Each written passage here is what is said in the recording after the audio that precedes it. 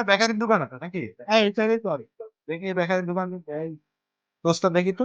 টোস্টটা আছে দেখি, কুড়মুড়েও আছে। দোকানদার কই? এই ভাই আরে আপ্রিত, আরে বন্ধু তোরা, এই কি খবর তোদের? কি রে? তুই তো কলেজে টপার ছিলি, আর এই বেকারির দোকান দিয়ে রাখছোস? হাই রে অবস্থা তোর। এই বাবু, তো কি দিছে বেকারির দোকান? তাই তো দেখছি। হ্যাঁ হ্যাঁ রে। এই আসি আলহামদুলিল্লাহ, এই দোকান দিছি, ভালো। তা তোদের কি খবর, তোরা কি করতেছিস এখন? আরে তুই আমার সম্পর্কে জানিস?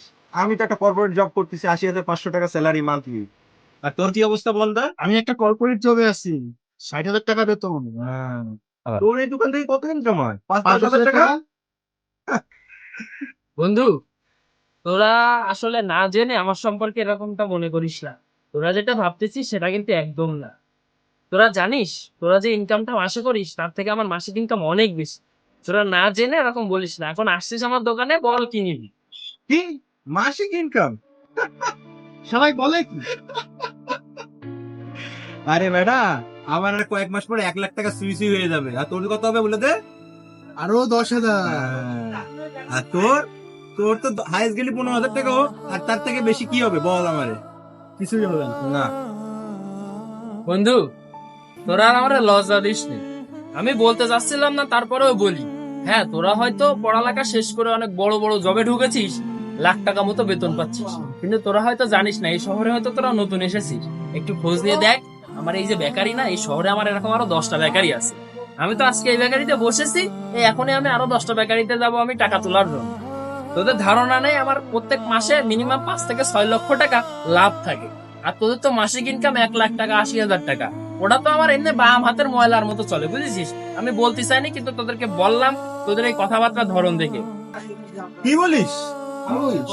আমাদের তো বিশ্বাসই হচ্ছে না, এ কিভাবে সম্ভব? তোরা এই সময় নতুন এসেছিস তো এই জন্য তোদের বিশ্বাস হচ্ছে না। তোরা দেখতে পারিস এই যে আমি ছোটখাটো একটা দোকানে বসে আছি, কিন্তু আসলে এটা ছোটখাটো না, আমার অনেক বড় ব্যবসা।